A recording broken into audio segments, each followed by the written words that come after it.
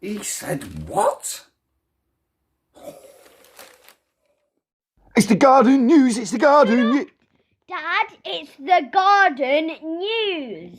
Alright, sorry. Hello and welcome back to another episode of the Garden News, episode 15. Well, I say welcome back. If this is your first time here, what's kept you?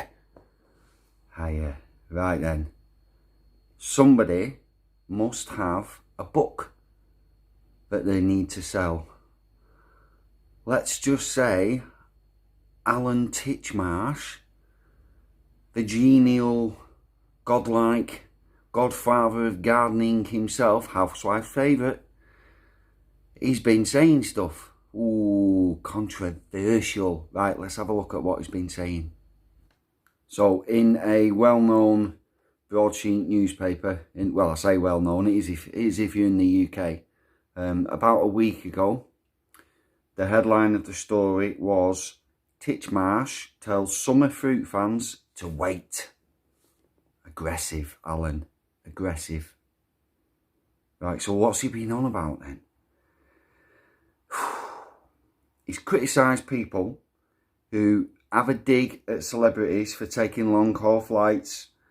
At the same time, they're indulging in ecologically suspect habits themselves, such as buying strawberries and other fresh produce out of season.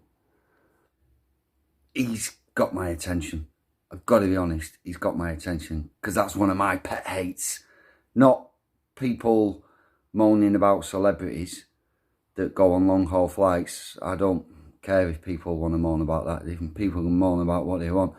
My pet hate is me personally eating strawberries that are out of season, which have been sold in a shop in the UK, but they've not been grown in a shop in the UK because they're out of season, and they've come from much warmer climates in the middle of our winter.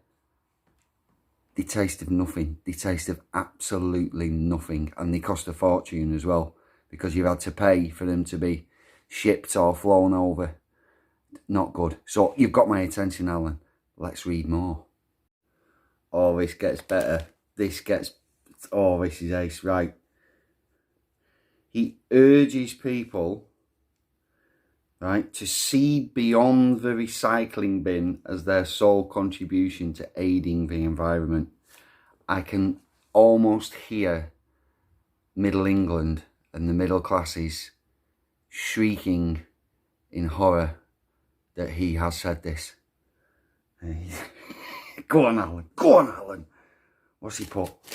He said that his own household has become, in quotation marks this next bit, positively evangelical.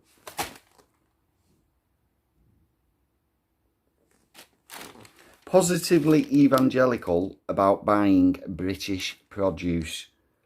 So he goes on to say, in a way that you can so tell he's trying to be taken seriously as an author, a writer of novels.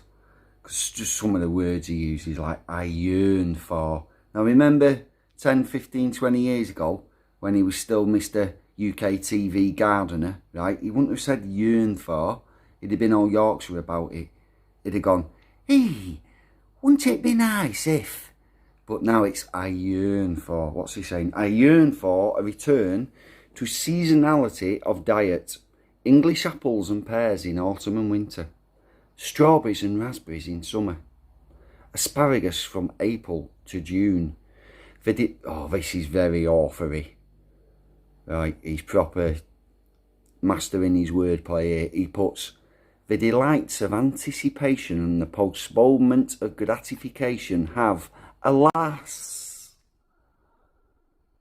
become little more than a memory. Oh, that's tragic, that, actually. That's proper tragic.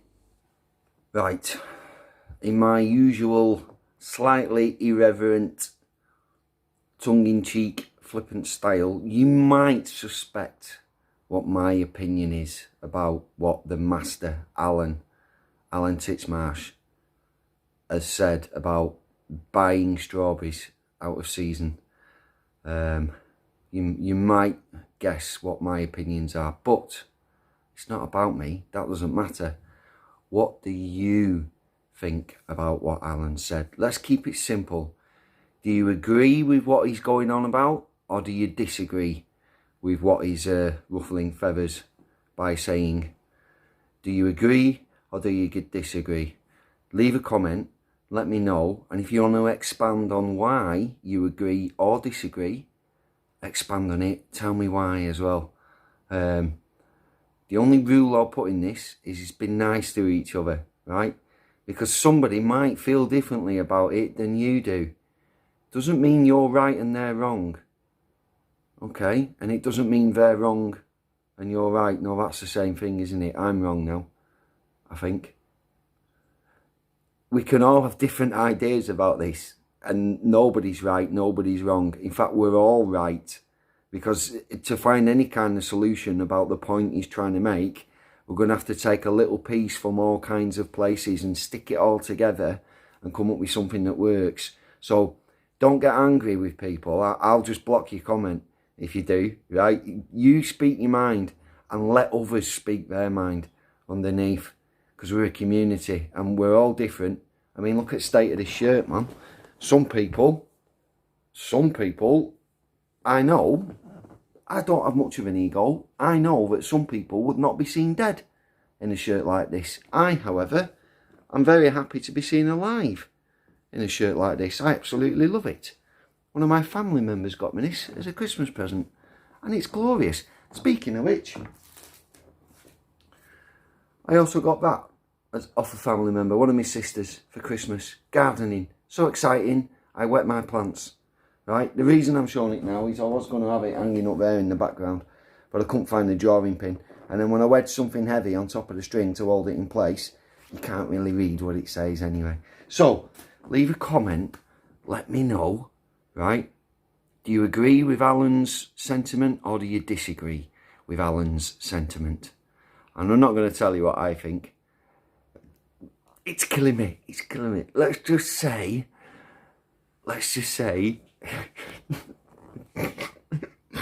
it hurts me. It hurts me to buy strawberries, imported strawberries in November, December, January, February. It hurts me. So I'll let you decide whether you think I agree or disagree with Alan. Alright, leave a comment, let me know. Let's get ready for part 2. I have got something to show you. Here's a photo from Nick's allotment diary. So you might remember in episode 14, the last episode before this one of the garden news, I asked you guys to send in pictures of your poinsettias. And here's the one from Nick. He saw this beauty in a local garden centre and he couldn't resist. Now looking at those, the variegated red and yellow, I can only guess at the name. And if I was going to guess, because of those colours, I'd probably say it's called something like Poinsettia, Rhubarb and Custard. Something like that. If anyone knows the name of this variety, please leave a comment and let me know. Right, thank you so much, Nick. Go and check his channel out, by the way. So that was the middle bit, or section 2, part 2 of every episode of the garden news. I show photographs that you guys have sent to me, and as I show them, I'll say your channel's name. So if you think about it, right, you're getting a shout out, and all you've done is sent me a picture. And it's dead easy to do. Is very soon I'm going to let you know what my next idea for photographs is. And then if you want to email them to me, go onto the About page of my channel's homepage, and you do that I am not a robot thing. You click on that and it'll tell you what my email address is, and that's how you can send me your photos. So let's just say the theme for the next episode of the garden news is right, yeah, I will say it, right. I want to see a picture of you, yourself, holding up with a big cheesy grin, a packet of seeds that you've already sown this year, and bearing in mind we're still in early January, but I know that some of you have already been sowing seeds, right? So packet of seeds so that we can see what it is you've been sowing, and I want your face with a nice happy smile, all right? Because when I show you photo and read out who it's been sent from, straight away people will go, oh, that's that person on that channel, and then they'll go and look at your channel, right? So I'm kind of helping you, you're helping me, because you're giving me something to talk about, and I'm helping you in return by giving your channel a backhanded shout out. So that's what we want for the next photo section, or for the next episode of the Garden News. It's a picture of you smiling, holding a seed pack. Yep. Show us what you've already sown so far this year. Because I know some of you have got stuff started well early. So send me a picture, let me know. Right, part 3. I've got to be honest, I've not really thought about exactly what I'm going to do for the last bit yet. So I'm just going to press stop, have a little think about it, and then I'll come back and it'll be like it never happened. Oh yeah. So while I'm thinking about what we can do in part 3, here's a little video clip of a very, very chocolatey rocky road that I made with my eldest daughter over Christmas, and it was ace. Let's just say I now have more belly than I used to have. My belly is a little bit bigger now. I can't believe I didn't think of this before. You know, sometimes for a clever lad I can be so daft. Right, so part 3 of tonight's episode is I can do one of a few different things in part 3. Sometimes it might be a product review, sometimes it might be a question that I've got to ask you, sometimes it might be I laid a gauntlet down, set a bit of a challenge and say, right, we'll come back to it in a few weeks and we'll see how we all did. But tonight I'm going to come back to this. So I got that for Christmas, right? So my question is, look at the light shining on it. You can see me. See me in the reflection. Wow. My question is then, it's really put me off seeing the light reflecting in it, right? My question is, tell me underneath, leave a comment please. Did you get anything garden related as a Christmas present of somebody that you know?